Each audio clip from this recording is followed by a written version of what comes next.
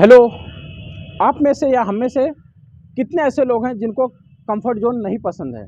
हम में से हर इंसान को ये ह्यूमन टेंडेंसी है कि फिजिकल कंफर्ट हर किसी को पसंद है। हर आदमी आरामदायक स्थिति में रहना चाहता है। बट एक चीज़ याद रखिएगा कि ज़िंदगी में अगर कुछ अच्छा हासिल करना है, ज़िंदगी के सपनों को कामयाब करना है, तो हमें अपने आप के कंफर्ट जोन से बाहर आना पड़ेगा। क्योंकि कंफर्ट जोन में रह के कुछ हासिल नहीं होता है। कंफर्ट जोन में बहुत छोटी चीज़ों से ही सेटिस्फेक्शन रखना पड़ता है। So do not will to be in comfort zone.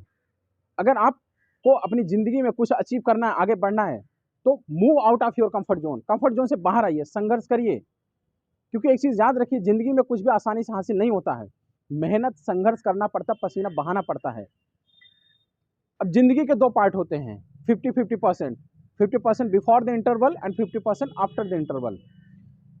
जो लंच ब्रेक होता है ना, उसके पहले ज़िंदगी का आधा हिस्सा होता है, आधा हिस्सा उसके बाद का होता है। अब ये आप पे डिपेंड है कि आप आधे हिस्से को मेहनत करके बाद के आधे हिस्से को मज़े करते हैं, या शुरू के आधे हिस्से में मज़े करके बाद में आधी ज़िंदगी अपनी नरक में गुजारते हैं। क्योंकि ये एक यूनिवर्सल ट्रूथ है, मज़े तो आप 50% ही कर सकते हैं, पूरी ज़िंदगी मज़े में नहीं गुजार सकते हैं। So move out of your comfort zone. और कंफर्ट जोन से जब बाहर आते हैं तभी आप शाइन करते हैं, तभी आप इतिहास रचते हैं। एक चीज़ ध्यान दीजिएगा, कंफर्ट जोन में आपकी वैल्यू नहीं होती, कंफर्ट जोन में आपकी इंपॉर्टेंस नहीं होती है। पानी का जहाज़ सबसे ज़्यादा सेफ और कंफर्ट कहाँ होता है?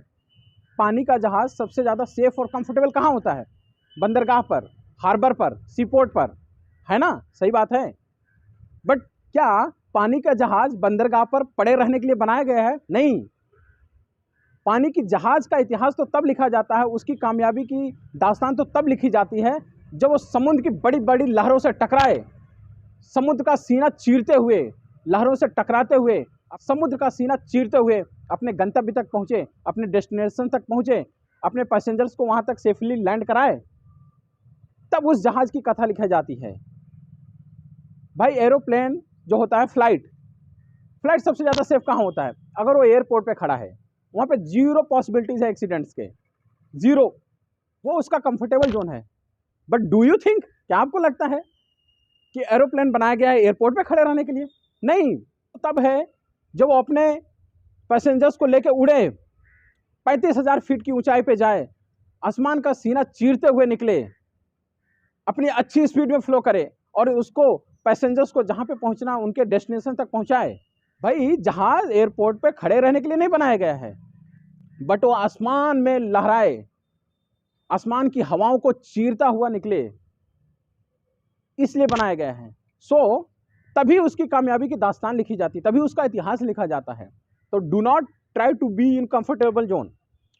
और अगर आप हैबिचुअल हैं, आप कंफर्टेबल जोन में रहना चाहते हैं और रहते हैं, तो ये भी याद रखिएगा कि आप अपनी ज़िंदगी में कुछ हासिल नहीं कर पाएंगे। आपकी ज़िंदगी एक मीडियोकर, एक आम आदमी की तरह बस यूं ही जी के मर जाएंगे, ख़त्म हो जाएंगे इस दुनिया से। बिकॉज डू रिमेंबर ऑलवेज कि स्मूथली कुछ हासिल नहीं होता है। जब हम गाड़ी भी चलाते हैं ना, कार या बाइक, तो जब स्पीड लेनी होती है तो स्पीड तभी आती है जब एक्सीलेटर दबाते हैं, जब एक्सीलेटर खींचते हैं। आवाज़ भी होगी, वाइब्रेशन भी होगा, तभी स्पीड होगी। और अगर हम ये चाह रहे हैं कि वॉइस ना हो, वाइब्रेशन ना हो गाड़ी में, एक्सीलेटर कम कर दें तो स्पीड भी कम हो जाएगी।